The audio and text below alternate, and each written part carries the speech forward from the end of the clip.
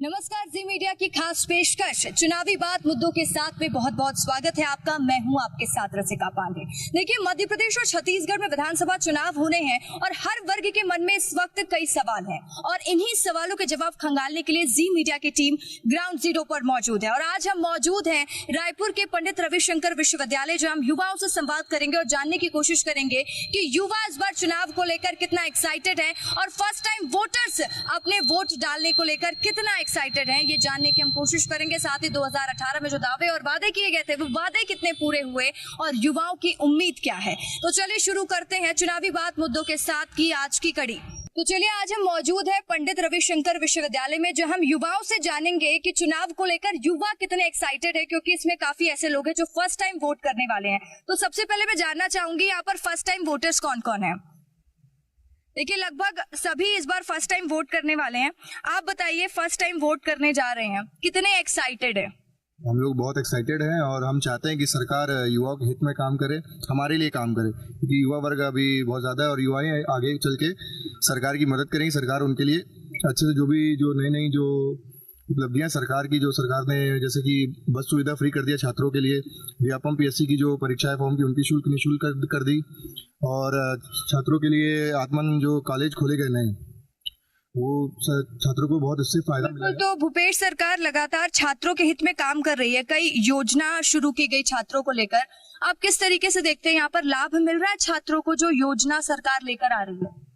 लाभ तो बहुत मिल रहा है, लेकिन मैं ये भी कहना चाहूंगा, जैसे कि मैं जनरल हूँ, तो एज अ जनरल कास्ट के हिसाब से बहुत सारी चीजें हैं उसमें काम करने के लिए। जैसे बाकी सब ST SC कास्ट को बहुत सारे फायदे मिल रहे हैं, उस हिसाब से हमको भी कुछ और फायदे मिलने चाहिए उसमें। देखिए, वो फायदे मिलने चाहिए, वो तो लड़ाई अलग हो जाती है, लेकिन आप मेहनत करके आगे बढ़िए, ये भी एक विकल्प है। मेहनत करके आगे बढ़ने के लिए सरकार लगातार आपको विकल्प भी तो दे रही है। आप बताइए, किस तरीके से देखते हैं इस बार युवाओं के लिए कितने अवसर है छत्तीसगढ़ में। युवाओं के लिए तो बहुत से अवसर है इस बार छत्तीसगढ़ में, क्योंकि सरकार जो है छात्र हित में ही काम कर रही है, और खास करके यहाँ के जो मुख्यमंत्री है वो युवाओं को लेके चल रही है। चाहे वो छात्र हो या छात्राएं हो, चाहे स्कूल के हों, कॉलेज के हों, सभी जगह बहुत से नए स्कूल खुले हैं, बहुत से कॉलेज खुल रहे हैं, और तमाम नए अभी योजनाएं आ रही है सरकार की, जिसमें से छात्रों को बहुत लाभ मिल रहा है। चलो, छात्रों को लाभ मिल रहा है, ये इनकी सोच है। आप बताओ, महिला सुरक्षा की अगर बात करें, आप यूनिवर्सिटी में किस तरह का वातावरण देखती हैं, सुरक्षित महसूस करती हैं। यूनिवर्सिटी का वातावरण बहुत ही ज्यादा सुरक्षित है मेरे ओपिनियन से। मेरे को ऐसा कभी नहीं लगा कि कुछ हो जाएगा या कुछ हो जाएगा, बहुत सही। और जैसे आप रायपुर में बाहर जाती होंगी, आप यहीं की रहने वाली हैं। जी, यहीं की हूँ। हाँ, तो आप जब बाहर निकलती होंगी तो किस तरह की सुरक्षा व्यवस्था है। खुद के ऊपर रहते हैं, अगर खुद के ऊपर बिलीव है आपको तो आप कुछ भी कर सकते हो। तो मेरे को बहुत बिलीव है अपने ऊपर, तो मेरे को कोई ऐसे डर नहीं है। देखिए, अगर हम पढ़ाई की बात करें तो बीच में जब कोरोना काल आया तो पढ़ाई डिस्टर्ब भी हुई, छात्रों ने ऑनलाइन परीक्षा की मांग की, कई तरीके की स्थिति देखने को मिली। पंडित रविशंकर यूनिवर्सिटी में किस तरह की पढ़ाई की व्यवस्था है, क्या दिक्कतें होती हैं। फिलहाल तो अभी पंडित रविशंकर शुक्ला में मैं नई स्टूडेंट हूँ, बट मैंने जैसा भी देखा है यहाँ के सारे स्टूडेंट्स को काफी अच्छे से दिया गया है। जैसा कि कोरोना काल में था, ऑनलाइन पढ़ाई था, तो वो लोग को ऑनलाइन एग्जाम का भी वो दिया गया था, और फिर उसके बाद अभी खुला है तो उसके मुताबिक तो अभी काफी फैकल्टीज हैं, अच्छी से पढ़ाई होती है। हाँ, काफी अच्छे से पढ़ाई होती है, क्योंकि हमेशा ऐसे कहा जाता है कि गवर्नमेंट यूनिवर्सिटी में ज्यादा टीचर्स नहीं होते, पढ़ाते नहीं है। क्या व्यवस्था है आपकी यूनिवर्सिटी की। हम विश्वविद्यालय में व्यवस्था स्टूडेंट लोगों के लिए बहुत अच्छी है। मतलब किसी प्रकार की भी समस्या होती है तो स्टूडेंट डायरेक्ट कुल सचिव से मिल सकते हैं, अपना सुविधा मतलब अपने प्रॉब्लम किसी तुरंत सॉल्व करा सकते हैं यूनिवर्सिटी में आके। चलिए, एक बात मैं जानना चाहूंगी, ये बताइए क्या लग रहा है इस बार कौन स्ट्रांग है। इस बार हमें पूरा भरोसा है कि कांग्रेस आए, क्योंकि उन्होंने जो छात्र हित में योजनाएं लाई और कार्य की, मुझे लगता है सारे पूरे प्रदेश के युवा उनसे संतुष्ट हैं, और हर युवाओं की यही आवाज। युवा संतुष्ट है वो ठीक है, आप संतुष्ट हो। बिल्कुल, मैं पूरा संतुष्ट हूँ। जो छात्र हित में उन्होंने बस चलाई, आत्मानंद स्कूल खोले, और भी अनेक योजना है जो समय समय पर माननीय भूपेश बघेल जी ने निर्णय लिए और छात्र हित में जो कार्य किए, जिससे मैं भी छात्र हित में कार्य हो रहे हैं, और युवा इस बार कह रहा है कि हम उसी को चुनेंगे जो युवा हित में काम करेगा। युवाओं के हित में काम करने वाली सरकार की बात हो रही है, क्या लगता है इस बार कौन स्ट्रांग दिख रहा है। कांग्रेस ही है। यहाँ पे ज्यादा लोग कांग्रेस का जिक्र कर रहे हैं और यहाँ पर हम कांग्रेस और बीजेपी की बात करने नहीं आए हैं, कांग्रेस और बीजेपी की लड़ाई लड़ने नहीं आए। आज युवा क्या चाहता है वो बात करने आए हैं और साथ ही हम ये जानने की कोशिश कर रहे हैं कि फर्स्ट टाइम वोटर्स कितना एक्साइटेड है। फर्स्ट टाइम वोट करने वाली है, कितनी एक्साइटेड है? बहुत।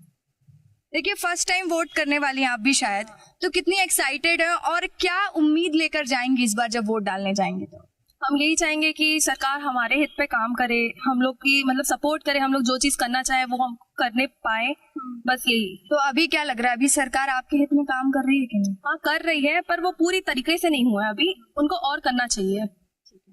आपको क्या लग रहा है इस बार स्ट्रांग कौन लग रहा है? कांग्रेस स्ट्रांग लग रही है, ज्यादातर लोगों का यही कहना है। देखिए वो तो जनता ही बताएगी और जब चुनावी नतीजे आ जाएंगे तभी ये स्थिति साफ हो पाएगी कि किसने कितना काम किया और जनता के दिल तक कौन पहुंचा। जनता के दिल तक पहुंचने की बात हो रही है और जब चुनाव की भी बात होती है तो युवाओं की बात पहले इसलिए होती है क्योंकि युवा देश का भविष्य है और इस बार छत्तीसगढ़ में जो नए मतदाता उनकी संख्या भी 18 लाख के आसपास आई है। तो इस बार युवा किस तरीके से लीडिंग रोल प्ले करता हुआ नजर आएगा चुनाव में? युवाओं की भूमिका क्या रहने वाली है? युवा पहले की तरह इस बार भी काम करेंगे और निश्चित तौर पर सरकार वापस से भूपेश बघेल जी की आएगी और हम चाहते हैं कि भूपेश बघेल जी की सरकार आए क्योंकि उन्होंने युवाओं के लिए बहुत से कार्य किए हैं और हमें भूपेश बघेल जी पसंद है। देखिए युवाओं को भूपेश बघेल जी पसंद है तो काका का रंग यहाँ पर भी देखने को मिल रहा है और काका ने कितना काम किया ये और लोगों से भी पूछ लेते हैं। देखिए कई योजनाएं छात्रों के लिए लाई गई, जैसे कि हमने देखा वो वाहन को लेकर बात हो या कोचिंग को लेकर बात हो, आत्मानंद कॉलेज को लेकर बात हो, तमाम योजना युवाओं के लिए। आप संतुष्ट है सरकार के काम से? जी बहुत ज्यादा संतुष्ट। और मैं चाहती हूँ कि हर स्टूडेंट आगे आके बोले क्योंकि युवा बोलेगा तभी और लोग हिम्मत रखेंगे बोलने की और इसलिए आज हम यूनिवर्सिटी में पहुंचे कि हम युवाओं से बात कर सके, युवाओं की जो दिक्कत है वो आपके सामने भी पेश कर सके और हम कोशिश करें कि ये दिक्कत युवाओं की सॉल्व हो सके। आप बताइए क्या क्या दिक्कत यहाँ पर महसूस करते हैं और कितनी तस्वीर बदली हुई देखते हैं? तस्वीर तो बहुत ही बदल गई है। यहाँ की बहुत सारे कैमरास भी लग गए हैं, सिक्योरिटी का भी ध्यान दिया जाता है यहाँ पे बहुत, और रात में यहाँ पे पेट्रोलिंग भी होती है और बहुत ध्यान दिया गया है यूनिवर्सिटी के मामले में क्योंकि स्टूडेंट्स की सेफ्टी बहुत ज़रूरी है यहाँ पे। ठीक है, देखिए स्टूडेंट की सेफ्टी की बात हो रही है, हम हर विषय में बात करने की कोशिश कर रहे हैं। तमाम तरह की योजना सरकार युवाओं के लिए लेकर आई है, बेरोजगारी भत्ता भी युवाओं को दिया जा रहा है और ये भी कोशिश की जा रही है कि युवाओं को तैयार किया जाए कि वो खुद ही आत्मनिर्भर हो सके। आप किस तरीके से देखते हैं सरकार के काम? सरकार का काम तो बहुत अच्छा चल रहा है, मैं भी उनसे संतुष्ट हूँ और मैं समझ रहा हूँ जिस प्रकार से सभी युवा संतुष्ट होंगे उनके काम से, क्योंकि जिस प्रकार से सरकार काम कर रही है लोगों को आगे बढ़ाने का, नए नए चीज़ों को लाने का, नए नए तरीके अपनाने का, जिसे अपने छत्तीसगढ़ का विकास भी करा रही है और लोगों की मानसिकता को भी अच्छा बना रही है और आगे बढ़ा रही है। तो देखिए इस बार कई लोग हैं जो अपने मताधिकार का प्रयोग पहली बार करने वाले हैं तो उनमें एक्साइटमेंट लेवल भी ज्यादा है और देखने वाली बात ये होगी कि जिस तरीके से युवा आज बढ़ चढ़कर बोल रहे हैं और उसी तरीके से युवा बढ़ चढ़कर मतदान केंद्र भी पहुंचे। और मैं आप सभी से चाहूंगी कि आप लोगों से भी अपील करते रहें कि युवा इस बार मतदान केंद्र पहुंचे और मताधिकार का प्रयोग करें। देखिए मैं आपसे जानना चाहूंगी कि युवाओं की दिक्कत बहुत होती है, युवा कई बार हर चीज से जो परेशान होते हैं वो युवा वर्ग होता है क्योंकि उनको भविष्य की भी चिंता होती है और वो यही सोचते हैं कि वर्तमान में जो फैसिलिटी मिल रही है वो बेहतर तरीके से मिले। क्या स्थिति देखते हैं जो फैसिलिटी प्रोवाइड की जा रही है युवाओं को, संतुष्ट है? हाँ एकदम संतुष्ट है। अभी भूपेश बघेल जी के द्वारा दी गई भुगतान से अभी संतुष्ट है युवा बेरोजगारी से। अगर दिक्कतों की बात करें सब तो संतुष्ट हैं, बहुत अच्छा है कर रहे हैं, आप बताइए खराब क्या है?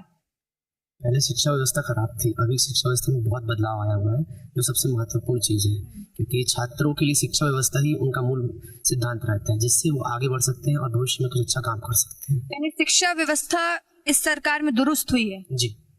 चलिए शिक्षा व्यवस्था को लेकर तो यही जानकारी मिल रही है और युवा यही कह रहे हैं कि वो संतुष्ट हैं सरकार के काम से, लेकिन इस बार युवा किस पर भरोसा जताती है देखने वाली बात होगी क्योंकि आज तो हम पंडित रविशंकर शुक्ल विश्वविद्यालय में हैं, यहाँ के स्टूडेंट की राय अलग हो सकती है और जगह हम पहुंचेंगे और युवाओं से वहां भी संवाद लगातार जारी रहेगा और यहाँ भी हम युवाओं से लगातार चर्चा करते रहेंगे।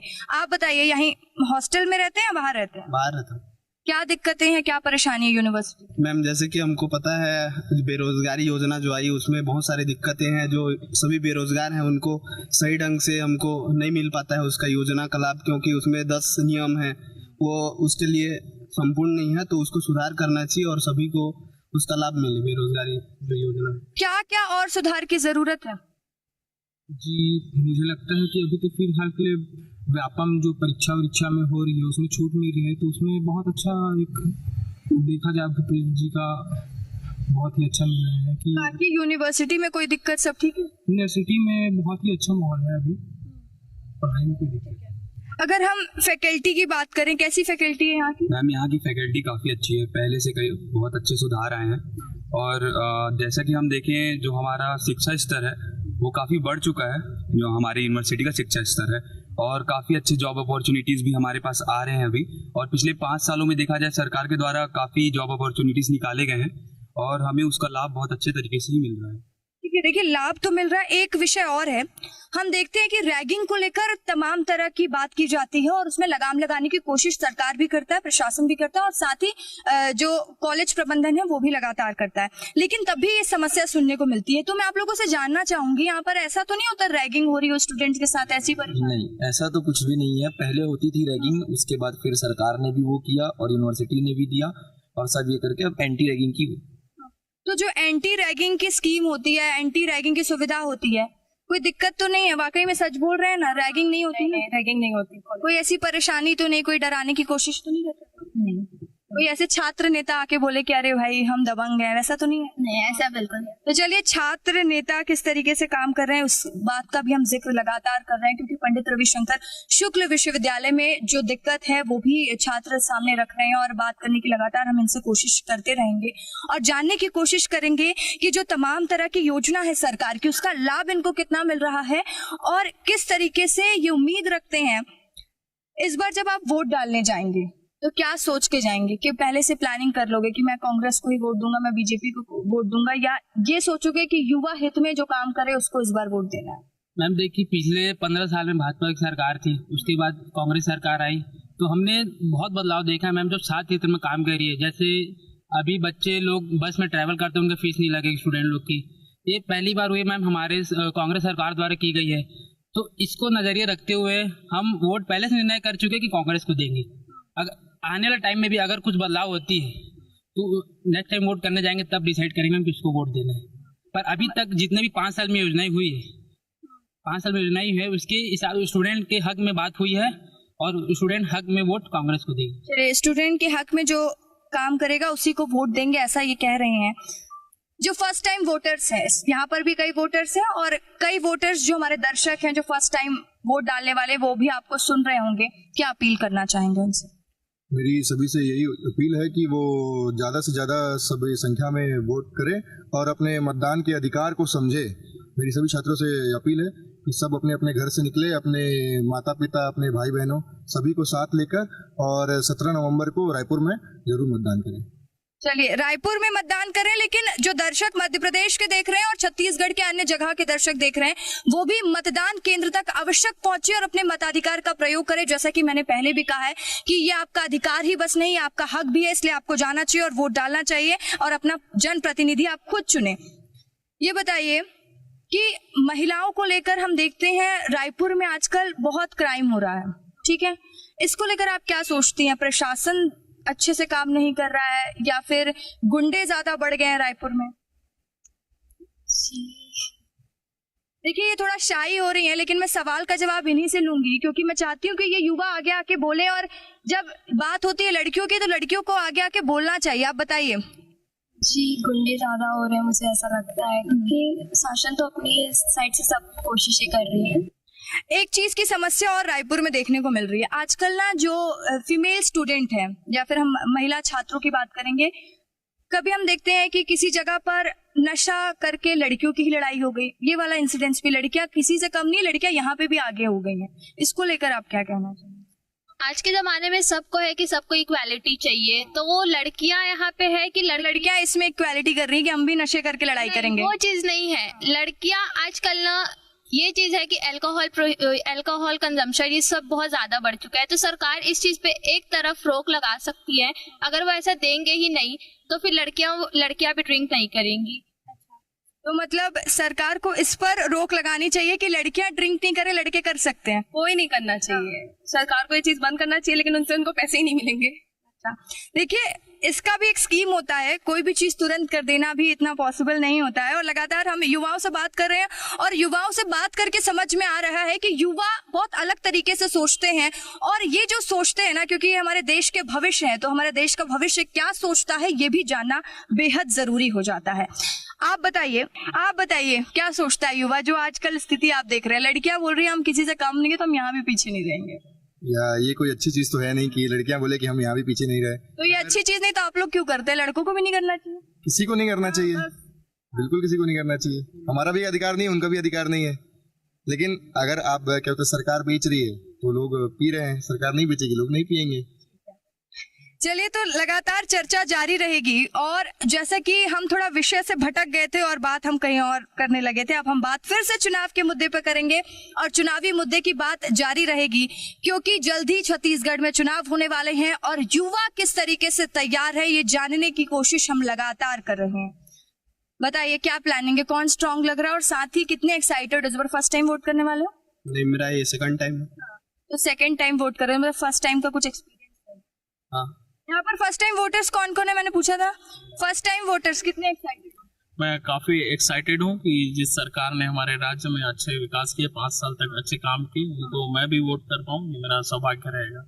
आप बताइए कितने एक्साइटेड? जी हाँ, मेरा ये फर्स्ट टाइम वोटिंग का अवसर है मेरे को। अगर मैं एक बात कहना चाहता हूँ कि समाज में युवा जिस बेहतर स्थिति में होता है उतना ही राष्ट्र सशक्त होता है। अगर मैं मुख्यमंत्री भूपेश बघेल जी के शीर्ष नेतृत्व की बात करूं तो उनके द्वारा जो मुख्यमंत्री ग्रामीण कौशल योजना चलाई जा रही है, जिसके अंतर्गत ग्रामीण अंचल के युवाओं को रोजगार का सृजन हो रहा है, चाहे नए मेडिकल कॉलेज खोलने की बात हो, चाहे युवाओं को बेरोजगारी भत्ता देने की बात हो, चाहे युवाओं के लिए ST/SC वर्ग की युवाओं के लिए स्कॉलरशिप देने की बात हो, तो मुख्यमंत्री भूपेश बघेल जी के नेतृत्व में यह बहुत युवाओं के लिए बहुत बेहतर काम किया गया। ठीक है, एक्साइटेड है। कौन स्ट्रांग लग रहा है इस बार?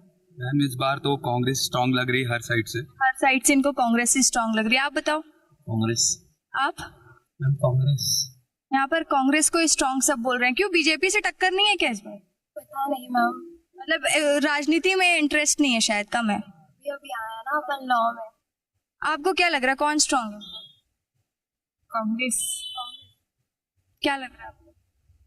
कोई मैं नहीं देना चाहती ओपिनियन अभी। ये सही है, ये डिप्लोमेटिक बोल रही है मैं ओपिनियन ही नहीं देना चाहती, मैं सीधे मतदान करूंगी और जो जीतेगा उसी की साइड हो जाऊंगी। तो देखिए, ये यहाँ पर डिप्लोमेटिक वाली स्थिति भी देखने को मिल रही है। और फर्स्ट टाइम वोटर्स कौन कौन थे भाई? हाँ, आपसे मैंने पूछा, शायद आपको क्या लग रहा है? आपने कांग्रेस बोला ना, ये तो कांग्रेस ही है, ये कांग्रेस को सपोर्ट करने वाले हैं। आप बताइए आपको कौन स्ट्रांग लग रहा है? हटा दीजिए, अभी ये बात मत करिएगा कांग्रेस स्ट्रांग है, बीजेपी स्ट्रांग है, काम के आधार पर बात करिए।